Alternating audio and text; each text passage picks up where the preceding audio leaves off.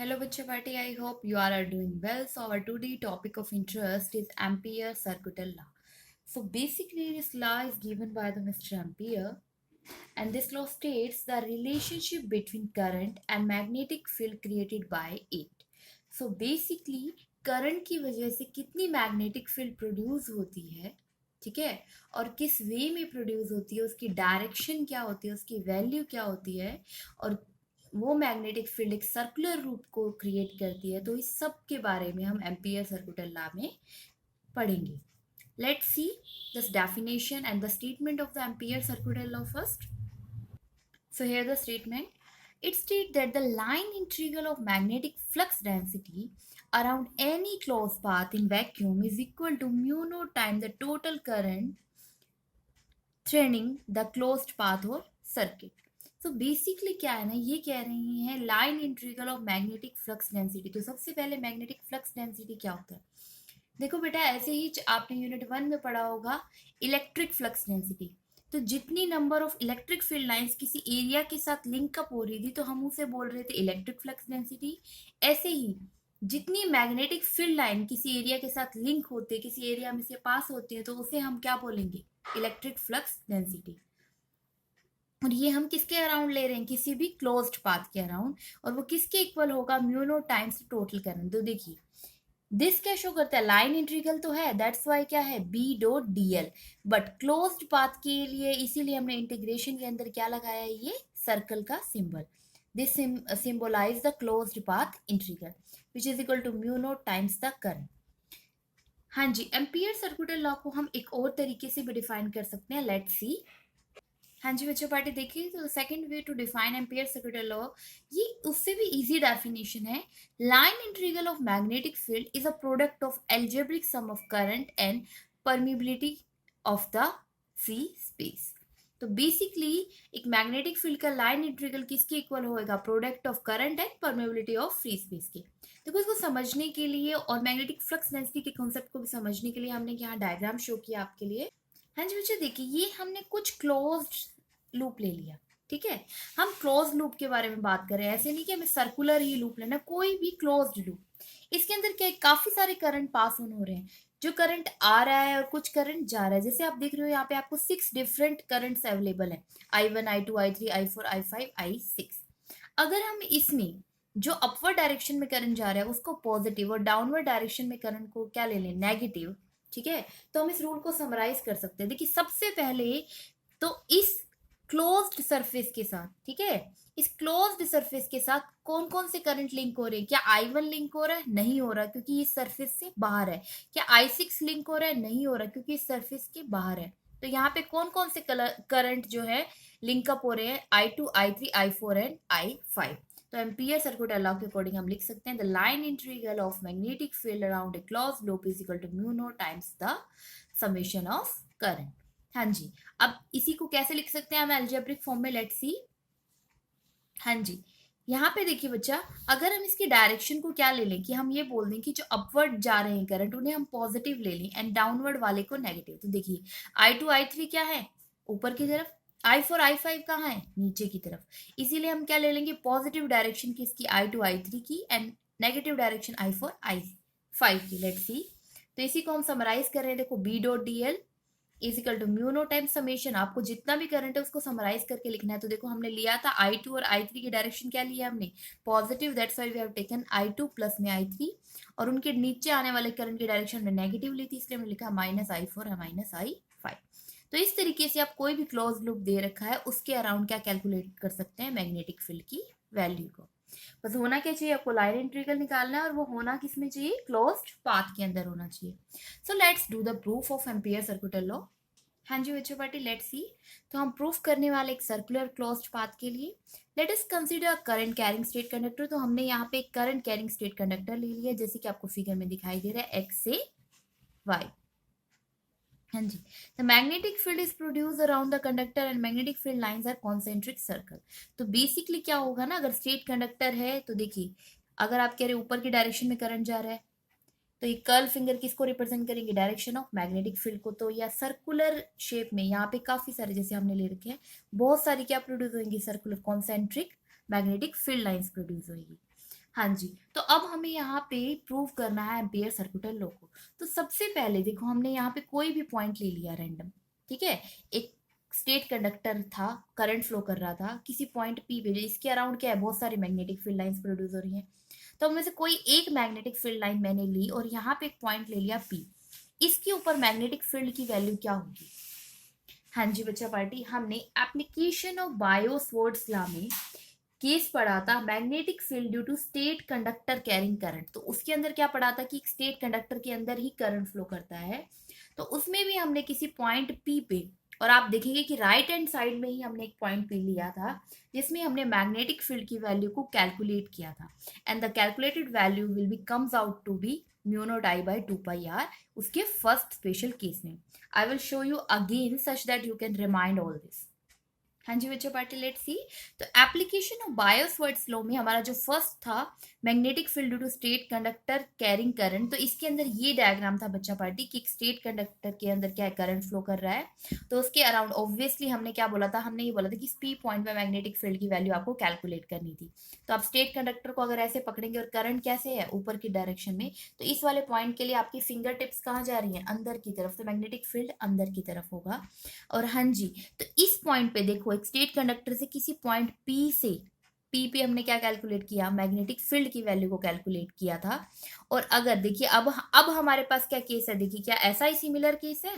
हाँ जी बच्चों पार्टी, आप यहाँ देखिए, यहाँ पे भी एक स्टेट कंडक्टर है जिसके अराउंड क्या प्रोड्यूस हो रही है, मैग्नेटिक फील्ड पॉइंट। अगर आप देख रहे हो यहाँ पे किसी आर डिस्टेंस पे, ठीक है, हम मैग्नेटिक फील्ड पी पॉइंट पे कैलकुलेट करना चाहते हैं, तो ये ऑलरेडी कैलकुलेटेड है। जैसे कि इस डायग्राम में ये डिस्टेंस आर की जगह हमारे पास क्या दे रखा है, ए दे रखा है। Let's see, you can compare all this.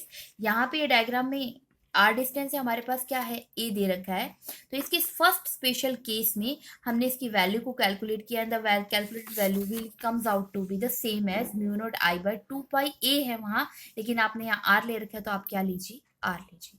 So this is how you can calculate the magnetic field. तो यही मैंने बोला था बेटा, ये जो जितने भी केसेस आपको बताए जा रहे हैं, इनके डायरेक्ट रिजल्ट्स को आपको याद रखना है, such that the next topic में आप उसको यूटिलाइज कर सकें। हाँ जी, अब क्या होगी, डायरेक्शन ऑफ मैग्नेटिक फील्ड अगर हम देखें along the tangent of magnetic field line. देखिए इस डायग्राम को बहुत ध्यान से देखिए बच्चा। हाँ जी, तो इस पॉइंट पी के ऊपर अगर हम जाते हैं, तो यहाँ पे देखो मैग्नेटिक फील्ड लाइंस कैसे हैं, ऐसे सर्कुलर। और आप इसी पॉइंट पी पे क्या ले रहे हैं, छोटा सा लेंथ एलिमेंट ले रहे हैं। लेंथ एलिमेंट का मतलब क्या है, डीएल लेंथ एलिमेंट, क्योंकि सर्कुलर लूप तो वही बना रहे हैं, उसी की लेंथ ले रहे हैं। तो आप देखेंगे दोनों क्या है, क्योंकि मैग्नेटिक फील्ड की डायरेक्शन कैसे लोगे बच्चा, मैग्नेटिक फील्ड की डायरेक्शन तो हम हमेशा ऐसे ही लेते हैं, जहां पे भी मैग्नेटिक फील्ड निकालना है हम उस पर क्या ड्रॉ करते हैं, टेंजेंट ड्रॉ करते हैं। तो इसीलिए यहाँ पे लिखा गया है, direction of magnetic field is along the tangent of magnetic field line at that point. जिस भी पॉइंट पे आप मैग्नेटिक फील्ड निकालना चाहते हैं, उस पे आपको टेंजेंट ड्रॉ करना है और आपको मैग्नेटिक फील्ड लाइन की डायरेक्शन मिल जाएगी। तो अब ये जो बी की वैल्यू हमें मिल गई है, वो हम किस में पुट करेंगे, एम्पियर सर्कुलर लॉ में। एम्पियर सर्कुलर लॉ क्या था, line integral of closed loop B dot D L is equal to mu naught time the summation of current. हाँ जी बच्चों पार्टी, लेट्स सी। तो basically closed line integral B dot DL किसके इक्वल हो जाएगा, देखिए वेक्टर है और डॉट प्रोडक्ट है, डॉट प्रोडक्ट आएंगे तो हम क्या आएगा, कोस थीटा। लेकिन आप अभी सेगमेंट में आपने देखा था, length element and magnetic field के बीच में कोई एंगल नहीं था, दोनों पैरेलल थे, इस वजह से थीटा क्या हो जाएगा यहाँ पे, अगर मैं यहाँ पे पहले कॉस थीटा रखती हूँ तो फिर थीटा क्या है, 0। इसीलिए कॉस 0 क्या होता है बच्चा पार्टी, 1। तो मैग्नेटिक फील्ड तो आप बाहर ले लेंगे, इंटीग्रल किसका हो जाएगा, डीएल लेंथ एलिमेंट का।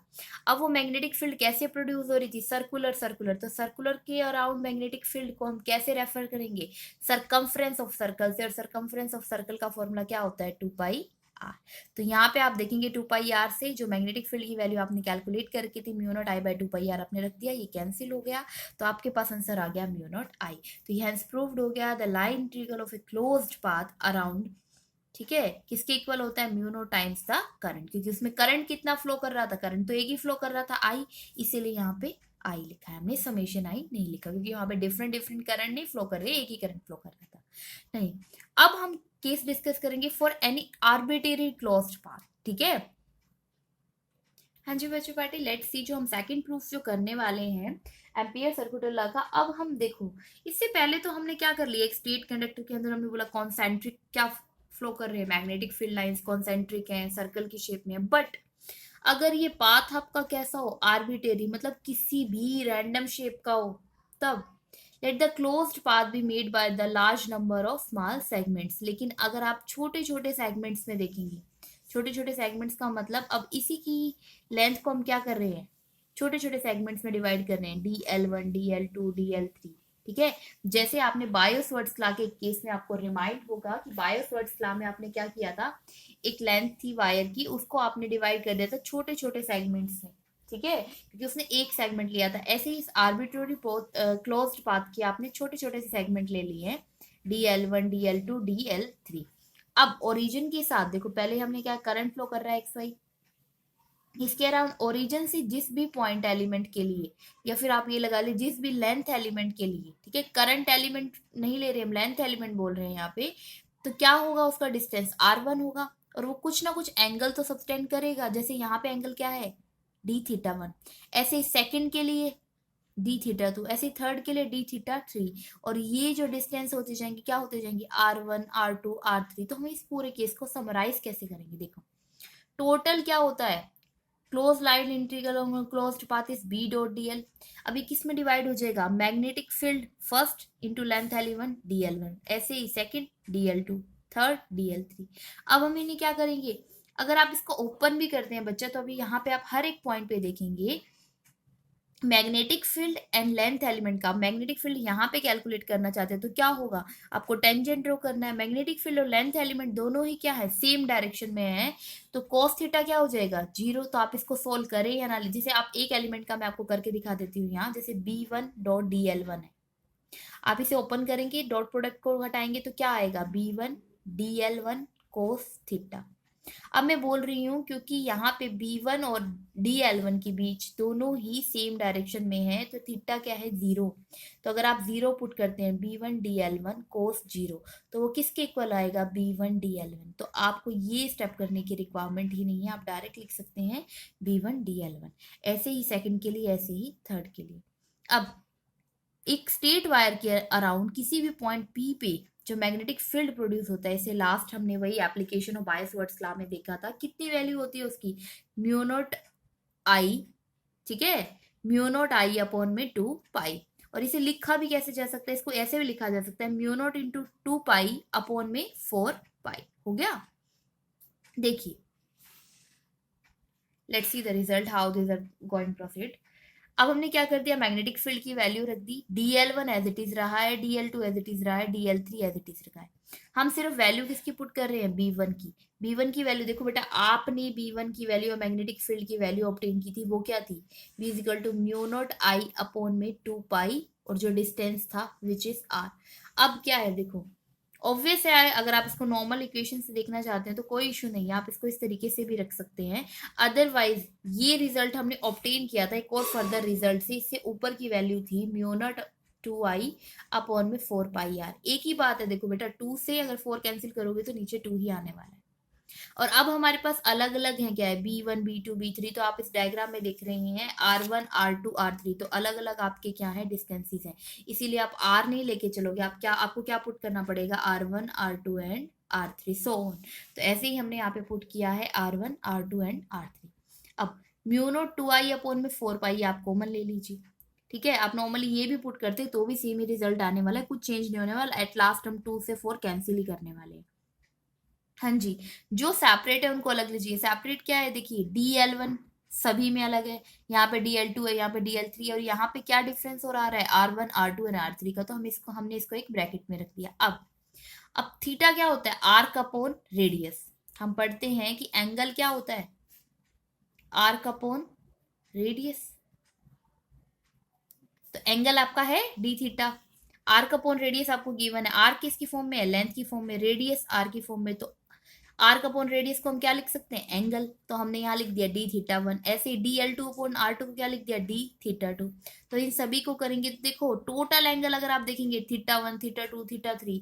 Let's see the diagram. आप यहाँ पे देखिए टोटल एंगल, सब एंगल क्या हो रहे हैं, ऐड हो रहे हैं ना। तो ये एंगल डी थीटा 1 था, ये एंगल डी थीटा 2, ये एंगल डी थीटा 3, ऐसे करते करते करते करते आप सारा जब क्लोज कर लेंगे तो कितना हो जाएगा, एंगल कितना हो जाएगा, कंप्लीट बन जाएगा, एक सर्कल ही बन जाएगा। तो उसका कंप्लीट एंगल कितना हो जाएगा बच्चा पार्टी, 2 पाई। ठीक है, कितना होता है 360, 360 को क्या बोलेंगे 2 पाई, क्योंकि ये सारे के सारे एंगल्स क्या हो रहे हैं आपस में ऐड हो रहे हैं। लेट्स सी, तो हमने यहाँ पे इन सभी एंगल्स को ऐड कर दिया और हमने यहाँ पे वैल्यू पुट कर दी 2 पाई। आप देखेंगे इसको आप जैसे ही सॉल्व करेंगे आपके पास रिजल्ट आ जाएगा B dot D L close line integral is equal to mu naught into I. So this is all about Ampere circular law, in which हमने इसकी स्टेटमेंट को डील किया, दो टाइप से देख ली इसकी स्टेटमेंट, उसके बाद इसके दो डिफरेंट वे से प्रूफ भी कर लिए, एक तो क्लोज्ड पाथ ही लेके और एक हमने आर्बिट्रेरी क्लोज्ड पाथ लिया है। क्लियर है इतना? सो लेट्स टेक और discuss about the application of Ampere circular law. ठीक है, हाँ जी बच्चों party, let's see. So application में हम डिस्कस करने वाले हैं magnetic field due to current through a very long circular cylinder. ठीक है, अब सर्कुलर सिलेंडर के अराउंड मैग्नेटिक फील्ड कैसे प्रोड्यूस होएगा और उस सर्कुलर सिलेंडर के अंदर क्या प्रोड्यूस हो रहा है, करंट ऑलरेडी फ्लो कर रहा है और सर्कुलर सिलेंडर आपने कैसा लिया, बहुत लंबा, मतलब इन्फिनाइट लेंथ का हम सपोज करेंगे, उसके अंदर करंट फ्लो कर रहा है और उसके अंदर क्या प्रोड्यूस होगी, मैग्नेटिक फील्ड, और उसे ही हम कैलकुलेट करेंगे। क्लियर है इतना? So let's see the construction कि आपको क्या क्या करना है, कैसे कैसे उसको सपोज करना है। हाँ जी, read out this. Consider infinitely long cylinder of radius A, आपको एक इन्फिनाइट सिलेंडर लेना है जिसका रेडियस क्या होना चाहिए, X Y, with an axis आपको दे रखी है with axis X Y. Let I be the current passing through the cylinder, current I pass होना चाहिए और magnetic field is set up due to the current. Obviously ना, जब एक सिलेंडर के अंदर करंट पास कर रहा है तो करंट के अराउंड क्या प्रोड्यूस होगी, मैग्नेटिक फील्ड लाइंस प्रोड्यूस होंगी, और वो मैग्नेटिक फील्ड लाइंस किसके शेप में होंगी, सर्कुलर मैग्नेटिक फील्ड लाइंस होंगी। ठीक है, और सेंटर लाइज कहाँ करेगा, एक्सिस ऑफ सिलेंडर पे। तो लेट्स सी द डायग्राम। हाँ जी बच्चों पार्टी, जैसी कंस्ट्रक्शन आपको बोली गई है वैसा ही डायग्राम यहाँ विजिबल है। तो हम सबसे पहले क्या ले रहे हैं, एक सिलेंडर ले लिया इन्फिनाइट लेंथ का, इसीलिए देखो कैसे शो किया इन्हें, इसे डॉटेड डॉटेड लाइन से शो किया गया है। इस सिलेंडर की रेडियस कितनी है ए और इसमें से करंट क्या फ्लो कर रहा है, आई। ठीक है, अराउंड द एक्सिस हमने ले ली एक्स वाई। अब ये बोल रहे हैं क्योंकि ऑस्टर्न ने बोला था कि करंट के अराउंड क्या प्रोड्यूस होती है, मैग्नेटिक फील्ड लाइन, तो इस करंट के अराउंड क्या प्रोड्यूस होने वाली है, मैग्नेटिक फील्ड लाइंस, और वो भी कैसी शेप की होंगी, सर्कुलर शेप की होंगी। क्लियर है? और सभी की सभी किसके साथ अलाइन करेंगी, इस एक्सिस के अराउंड। ठीक है, हाँ जी। तो अब हम डिफरेंट डिफरेंट केस लेते हैं और कैलकुलेट करते हैं वैल्यू ऑफ मैग्नेटिक फील्ड। हाँ जी बच्चों पार्टी, तो आपका केस फर्स्ट है, when point P is lying outside the cylinder. अब आप क्या करने वाले हैं, एक पॉइंट P लेने वाले हैं और वो कहाँ होगा, उस सिलेंडर से बाहर होगा। ठीक है, let I am going to show you the cylinder and the point P। हाँ जी बच्चों पार्टी, देखिए तो यहाँ पे हमने क्या लिया, एक सिलेंडर लिया है, वही सेम सिलेंडर, इसके अंदर क्या करंट फ्लो कर रहा है, आई करंट फ्लो कर रहा है, और अब हम एक पॉइंट P ले रहे हैं जो कि सिलेंडर से बाहर है। देखिए सिलेंडर का रेडियस क्या था, ए, लेकिन देखिए डिस्टेंसेस कहाँ से कैलकुलेट करेंगे हम, सेंटर एक्सिस से। आप इस सेंटर से इस पॉइंट पी का अगर डिस्टेंस देखते हैं तो वो कितना है, आर, और आप ये भी देख रहे हैं कि आर की वैल्यू ग्रेटर देन क्या है, ए है। ठीक है, अब हमें क्या कैलकुलेट करनी है, मैग्नेटिक फील्ड यहाँ पे कैलकुलेट करनी है और अप्लाई करके एम्पियर सर्कुलर लॉ। तो फर्स्ट हम इसकी स्टेटमेंट्स को दोबारा रीड आउट ले लेते हैं ताकि इसमें कोई भी इंफॉर्मेशन आपकी लेफ्ट ना रहे। Let's see, here it is, let B with the magnetic field induction at point. Obviously कि पी पॉइंट पे क्या प्रोड्यूस होगी, मैग्नेटिक फील्ड ही प्रोड्यूस होगी, करंट की वजह से क्या प्रोड्यूस होती है, magnetic field. It is acting tangentially to the magnetic field line of force at point P directed into the paper, here B and DL are acting in the same direction. हाँ जी बच्चों party, let's see. तो basically discussion इस point का है कि P point पे, ठीक है, length element and magnetic field की डायरेक्शन क्या होगी। देखो पी पॉइंट पे आप छोटा सा लेंथ एलिमेंट ले रहे हैं तो उस लेंथ एलिमेंट की डायरेक्शन क्या है, समथिंग दिस वे। ठीक है, तो ये आपका डीएल है। अब नाउ देखिए मैग्नेटिक फील्ड, करंट कैसे प्रोड्यूस हो रहा है सीट कंडक्टर में, मैंने रेड ही शो किया, रेड से ही है थंब डायरेक्शन ऑफ करंट को। तो इस तरफ अगर कोई पॉइंट है तो आपकी फिंगर्स कहाँ जा रही है, अंदर की तरफ, मतलब मैग्नेटिक फील्ड लाइन क्या है, इनवर्ड। और अगर आप यहाँ पे मैग्नेटिक फील्ड लाइन निकालना चाहते हैं, देखिए पी पॉइंट पे मैग्नेटिक फील्ड लाइन कैसे निकालते हैं बच्चा पार्टी, उस पॉइंट के ऊपर हम क्या ड्रॉ करते हैं, टेंजेंट ड्रॉ करते हैं। अगर इस पी पॉइंट पे मैं टेंजेंट ड्रॉ करूंगी बच्चा, तो इस पी पॉइंट पे अगर मैं यहाँ पे ऐसे करके कुछ टेंजेंट ड्रॉ करती हूँ तो आप ये देखेंगे कि ये टेंजेंट भी किस डायरेक्शन में है, ये ऐसे आपने जो डीएल लेंथ एलिमेंट लिया था, दैट मीन्स मैग्नेटिक फील्ड और ये डीएल दोनों ही सेम डायरेक्शन में, और सेम डायरेक्शन में है तो इन दोनों के बीच में क्या कोई एंगल होगा? नहीं होगा। क्या एंगल होगा? जीरो। क्लियर है? तो अब यहाँ पे मैग्नेटिक फील्ड हम कैलकुलेट करने वाले हैं पी पॉइंट पे, जो कि इस सिलेंडर से कितने डिस्टेंस पे है? सिलेंडर के सेंटर से आर डिस्टेंस पे, और वो आर डिस्टेंस उस सिलेंडर के, देखिए, रेडियस से ज्यादा है, R is greater than A. तो now we will apply here the Ampere circuital law. So basically Ampere circuital law होता क्या है यहाँ पे? Close line integral, that means B dot dl will equal to mu naught time the summation of current। ठीक है? हाँ जी बच्चा party, तो इस डॉट प्रोडक्ट को जब हम हटाएंगे तो क्या आ जाएगा हमारे पास? Close line integral B DL cos theta. ठीक है? एंड म्यू नोट, और आपके पास करंट क्या है? टोटल करंट क्या है? आई, तो आप यहाँ पुट कर देंगे आई। नाउ देखिए, थीटा आपके पास क्या है? सच बिकॉज थीटा आपके पास जीरो है, तो आपके पास कोस जीरो की वैल्यू क्या हो जाएगी? वन।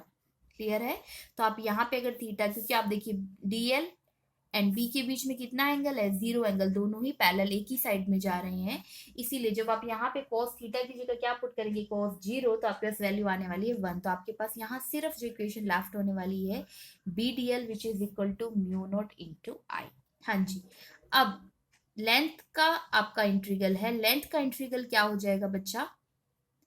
देखिए, अगर आप लेंथ एलिमेंट निकालना चाहते हैं तो कंप्लीट इसका होएगा, और कंप्लीट इस सर्कल का अगर हम कंज्यूम करते हैं तो क्या हो जाएगा? देखिए, डिस्टेंस कितना है? इतना आर। तो सर्कल का क्या बन रहा है? एक टाइप से सरकमफ्रेंस। तो लेंथ एलिमेंट का कंप्लीट इंटीग्रल क्या हो जाएगा? 2 पाई इंटू में ये आर। तो हम लिख देंगे यहाँ बी इंटू में 2 pi R mu naught into में आई। यहां से बी की वैल्यू आ रही है आपकी mu naught I divided by 2 pi into R. ये बहुत ही इंपॉर्टेंट रिजल्ट है जो आपको आपके माइंड में बिल्कुल स्टोर करके रखना है बच्चा। हाँ जी। और इसमें सबसे इंपॉर्टेंट वाली बात ये है कि जो आपने मैग्नेटिक फील्ड लिया, कैलकुलेट किया इस पॉइंट पी पे, वो जो उसके डिस्टेंस है उसके क्या है? Inversely proportional. ये जो डिस्टेंस था इस पॉइंट पी का इस एक्सिस से, वो क्या था? आर था। तो इसके ये जो डिस्टेंस आ रहा है वो क्या आ रहा है? Inversely proportional. दैट मीन्स जितना आपका ये डिस्टेंस बढ़ता जाएगा मैग्नेटिक फील्ड की वैल्यू उतनी ही कम आती जाएगी। क्लियर है? हाँ जी। अब हम एक पॉइंट पी लेने वाले हैं, कहाँ पे? इससे अंदर। दैट मीन्स जब ये रेडियस जो भी हम कंसीडर करेंगे, हम लेने वाले हैं सिलेंडर के अंदर कोई पॉइंट पे। ठीक है? अब यहाँ पे दो पॉसिबिलिटीज हो सकती है। देखिए बेटा, I am gonna show you and tell you कि अगर आप यहाँ पे कहीं पे पॉइंट पी लेते हैं तो अब करंट के बारे में दो पॉसिबिलिटीज हो सकती है। Let's read out first. हाँ जी बच्चा।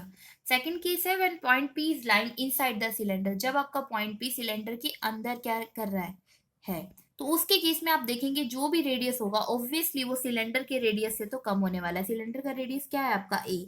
तो उस पॉइंट पी का जहां पे भी है, क्योंकि वो सिलेंडर के अंदर है तो ए से तो कम रेडियस है उसका। तो आपके पास दो पॉसिबिलिटीज हो सकती है करंट के बिहाफ पे। देखिए, if the current is only along the surface of cylinder, अगर करंट सिर्फ उस सिलेंडर के सरफेस पे है, ठीक है, तो मैग्नेटिक फील्ड उसके केस में जीरो प्रोड्यूस होने वाले। क्यों? क्योंकि अगर आप वो पॉइंट लेंगे उसके अराउंड तो कुछ भी करंट फ्लो ही नहीं करेगा। देखिए, I am gonna tell you. हाँ जी बच्चों बाटी, समझने की कोशिश कीजिए। जैसे करंट यहाँ तो इन बिटवीन है, अगर आप यहाँ पे कोई पॉइंट लेते हैं तब भी कुछ ना कुछ करंट तो आएगा ही आएगा। लेकिन अगर हम ये मान लें कि करंट इसके, ठीक है, ये जो आपने सिलेंडर लिया इसके सिर्फ सरफेसिस पे है, तो अगर आप अंदर कोई पॉइंट लेंगे तो उसमें तो कोई करंट जाने नहीं वाला। तो उसके केस में मैग्नेटिक फील्ड की वैल्यू क्या आएगी? जीरो आएगी। सेकंड केस हम देखते हैं। हाँ जी। तो आपका सेकंड केस है if the current is uniformly distributed throughout the cross section of the conductor, then the current through closed path L is given by. हाँ जी बच्चे पार्टी, लेट्स सी। तो अब यहाँ पे क्या सिचुएशन है ये बोला जा रहा है आपको सेकंड केस में कि आप मान लीजिए जो करंट आई है ये यूनिफॉर्मली डिस्ट्रीब्यूटेड है, मतलब इस सिलेंडर के अंदर कंप्लीट करंट आई फ्लो कर रहा है। ऐसा नहीं है ये जो लाइन आपको शो कर दी ये तो सिर्फ डायरेक्शन शो की जा रही है कि करंट यहाँ से चल रहा है और यहाँ की तरफ जा रहा है। तो अगर आप इसमें कोई पॉइंट पी, जैसे मैं यहाँ पे कोई पॉइंट पी ले रही हूँ जिसका रेडियस कितना हो जाएगा यहाँ से आर, तो इसके अंदर टोटल आई करंट तो फ्लो होएगा नहीं, ठीक है। देखो अगर बाहर लेते हो पॉइंट तो ठीक है, जितना पूरा करंट था वो सारा का सारा आ रहा है। लेकिन अगर आप पॉइंट पी यहाँ ले रहे हो तो टोटल आई करंट नहीं है, कुछ और करंट होगा जिसे हमने रिप्रेजेंट किया है आई डैश से। नाउ द क्वेश्चन इज कि वो आई डैश करंट कितना है, ठीक है, कि वो करंट की वैल्यू कितनी होगी सच दैट हम क्या कैलकुलेट कर सकते हैं, magnetic field by using ampere circular law. So let's firstly calculate the value of I dash. हाँ जी बच्चों, पार्टी टू कैलकुलेट दिस इस आपको एक बहुत ही अच्छी सी रिजल्ट है जो कि आपने इससे पहले वाले चैप्टर करंट इलेक्ट्रिसिटी में ऑब्टेन किया होगा करंट के बारे में, that I will equal to में N E A V D. That means यहाँ पे N E A V D आपको शो किया गया है। आपको सिर्फ फोकस करना है प्रोपोर्शनल पे। आप यहाँ से देख रहे हैं जो करंट है वो डायरेक्टली प्रोपोर्शनल किसके है, एरिया की। तो अब कितना करंट फ्लो कर रहा है वो हम यहाँ पे किसके अकॉर्डिंग आइडिया लगा सकते हैं, कैलकुलेट कर सकते हैं एरिया के अकॉर्डिंग। तो अगर टोटल करंट आई के लिए एरिया क्या हो जाएगा, देखो इसका सिलेंडर का सरफेस एरिया क्या होता है पाई ए स्क्वायर, क्योंकि हमारे पास रेडियस क्या है ए है। तो अगर प्रोपोर्शनलिटी साइन हटाएंगे तो क्या आ गया के पाई ए स्क्वायर। नाउ अब इस आई डैश के लिए निकालना चाहते हैं, आपने ये रेडियस कितना मान लिया है आर, तो I dash is directly proportional to pi R square. तो प्रोपोर्शनलिटी साइन हटाएंगे तो क्या आ जाएगा, I dash will equal to K pi R square. अब हम रेशियो लेने वाले हैं दोनों ही करंट का सच दैट हमारे पास आई डैश किसकी फॉर्म में आ जाए, आई की फॉर्म में, ठीक है। तो I dash by I will equal to में K pi R square upon में के पाई ए स्क्वायर, के पाई से के pi cancel. Now the I dash is comes out to be, let's see, I dash upon I is equal to R square upon में A square and I dash is R square upon में A square into में I. तो ये आपने I dash की value को calculate कर लिया किसके टर्म में, आई की टर्म में। अब आप यहाँ पे एम्पियर सर्कुलर लॉ अप्लाई कर सकते हैं जिसमें आपके पास करंट की वैल्यू क्या हो जाएगी, I dash which is R square upon में ए स्क्वायर इनटू में आई। हाँ जी बच्चों पार्टी, लेट्स सी, तो हम यहाँ अप्लाई करने वाले हैं Ampere circular law. Close line integral B dot D L will equal to mu naught times the summation current. Clear है इतना। देन अगेन अब इसे सॉल्व करेंगे फर्दर तो क्या आ जाएगा, देखिए बी, अब इसे हम इस फॉर्म में भी लिख सकते हैं। कैसे इस फॉर्म में लिख सकते हैं बच्चा पार्टी, क्योंकि आप डॉट प्रोडक्ट जब हटाएंगे तब आपके पास क्या आ जाते हैं, कोस फंक्शन, कोस थीटा, ठीक है, और कॉस थीटा रख दीजिए आप म्यू नॉट। और आपके पास करंट कितना है इसके अंदर, देखिए इस वाले डायग्राम के अंदर, लेट्स सी द डायग्राम। यहाँ पे अगर आप देखते हैं तो आपके पास कौन सा करंट है, आई डैश, और क्या है इसका radius R. Please keep in mind कि आपके पास जो इस इतने से पोर्शन में से करंट जो फ्लो होने वाला है वो कौन सा है, आई डैश। तो हम समेशन आई के केस में यहाँ पे क्या लिखेंगे, आई डैश। क्लियर है, हाँ जी। Let's see now cos theta. Cos theta किसके बीच का एंगल है बेटा, बी और डीएल के बीच का। बी और डीएल के बीच का एंगल कॉस थीटा अगर हम इस डायग्राम से लेते हैं तो इस डायग्राम में अगर आप यहाँ पे कोई एलिमेंट पॉइंट लेंगे तो मैग्नेटिक फील्ड की डायरेक्शन भी वही होगी और डीएल की डायरेक्शन भी वही होगी। और दोनों की अगर देखो मैग्नेटिक फील्ड कहाँ है, अगर आप स्टेट कंडक्टर है करंट लेंगे डाउनवर्ड आएगा, ठीक है। और आप कैसे डायरेक्शन लेते हैं, टेंजेंट ड्रॉ करते हैं मैग्नेटिक फील्ड की डायरेक्शन के लिए। ऐसे ही आपने यहाँ पे कोई छोटा सा लेंथ एलिमेंट लिया तो लेंथ एलिमेंट और मैग्नेटिक फील्ड दोनों ही क्या है, सेम डायरेक्शन में, तो उनके बीच में एंगल कितना होगा बच्चा, जीरो एंगल होगा। और कोस जीरो की वैल्यू हम जानते हैं कितनी होती है, अगर हम कोस जीरो पुट करते हैं तो हम लिख देते हैं यहाँ पे आपके सिंप्लीफिकेशन के लिए B D L cos zero. Cos zero कितना होता है बच्चा, 1 होता है। म्यू नोट आई डैश की वैल्यू देखिए आप यहाँ से पुट कर सकते हैं which is your R square upon में ए स्क्वायर इनटू में आई। क्लियर है इतना। अब इसे फर्दर सोल्व करेंगे हम, बी क्या आ जाएगा, D L which is equal to mu naught I R square upon में ए स्क्वायर। हाँ जी, फर्दर हम इसको आगे सॉल्व करने वाले हैं। अगर आप देखेंगे इससे आगे बच्चे तो बी डॉट आपका जो बी डी एल है यहाँ है, इंट्रीगल आपके पास क्लोज लाइन इंट्रीगल है तो मैग्नेटिक फील्ड तो बाहर आ जाएगा, इंट्रीगल किसका बचेगा, सिर्फ डीएल का, ठीक है। ये साइड एज इट इज रहने वाली है म्यू आई आर स्क्वायर अपॉन में ए स्क्वायर। अभी जो लेंथ एलिमेंट है कंप्लीट, ये लेंथ एलिमेंट भी क्या होने वाला है, अगर आप इसका कंप्लीट इंट्रीगल जाते हैं तो कहाँ से होएगा, क्लोज लाइन इंट्रीगल है, दैट मीन्स 2 पाई तक। हाँ जी, 2 पाई तक होगा और रेडियस कितना रहेगा, आपने इस डायग्राम में देखा। देखो आप पॉइंट कोई भी लेते हो, अगर आप स्पेसिफाई कर रहे हो कि रेडियस क्या है आर, तो आप यहाँ आर लेंगे, बी इंटू में 2 pi R which is equal to mu naught I R square upon में ए स्क्वायर। हाँ जी, तो ये हमने कहाँ पे कैलकुलेट किया था, इनवर्ड कैलकुलेट किया था, इसीलिए हम यहाँ पे बी इन लिख रहे हैं, which is comes out to be mu naught I R upon में, ठीक है, 2 a स्क्वायर। क्लियर है? तो आप यहाँ से आपके पास बहुत अच्छा रिजल्ट आ गया बी इन का एंड आर का, which is directly proportional to R. ठीक है, तो एक रिजल्ट हमने इनवर्ड जो पॉइंट लिया, तब हमारे पास आ गया कि आर के क्या है, डायरेक्टली प्रोपोर्शनल है। तो जितना आप पास आते जाएंगे, ठीक है, और अगर आप दूर जाते हैं, ठीक है, रेडियस इनवर्सली प्रोपोर्शनल हो जाता है आउटसाइड। इनसाइड तो डायरेक्टली प्रोपोर्शनल है मैग्नेटिक फील्ड, लेकिन आउटसाइड क्या है, इनवर्सली प्रोपोर्शनल। क्लियर है इतना? हाँ जी, I am gonna show you. हाँ जी बच्चों party, we can plot a graph between magnetic field induction B and the distance from the axis of cylinder from the current flowing through the solid cylinder which is your R। तो आप देखेंगे जब आपके पास be in के बारे में बात करते, शुरू में क्या था, directly proportional to R. That means ये कैसी लाइन आ रही है आपको ऑब्टेन हो रही है, straight line. And after that आपका कैसा आ रहा है मैग्नेटिक फील्ड, अगर आउटसाइड के ए क्या था आपका, रेडियस ऑफ सिलेंडर लिया ना, तो उससे अंदर आप इस बी की जगह बी इन भी सिंक्रोनाइज कर सकते हैं, बी की जगह बी आउट भी लिख सकते हैं। तो सिलेंडर से अंदर तो डायरेक्टली प्रोपोर्शनल टू आर है, लेकिन सिलेंडर से बाहर क्या आ रहा था, इनवर्सली प्रोपोर्शनल टू आर। तो ये क्या होता जाएगा, ऐसे डिक्रीज हो जाएगा। हाँ जी, एक और इम्पॉर्टेंट बात जो यहाँ कैप करने वाली है, कि अगर आप एक्सिस पे बात करते हैं तो मैग्नेटिक फील्ड की वैल्यू क्या होगी, 0। और अगर आप उस सिलेंडर के सरफेस पे बात करते हैं तो मैग्नेटिक फील्ड की वैल्यू क्या है, मैक्सिमम। क्लियर है? So please keep in mind, क्योंकि आप ये देखिए, आप इस तरीके से यहाँ पे एक सिलेंडर ड्रॉ करते हो, सिलेंडर का रेडियस क्या था, ए। तो आप ये देख रहे हैं, अगर हम एक्सिस पे बात करें तो मैग्नेटिक फील्ड की वैल्यू 0 है, और अगर सरफेस पे बात करेंगे तो मैग्नेटिक फील्ड वैल्यू क्या है, maximum. So this is all about Ampere circular law. In this video, we have discussed about the statement of Ampere circular law, the proof regarding the Ampere circular law for the closed path as well as the arbitrary path, and application in form of a closed cylinder.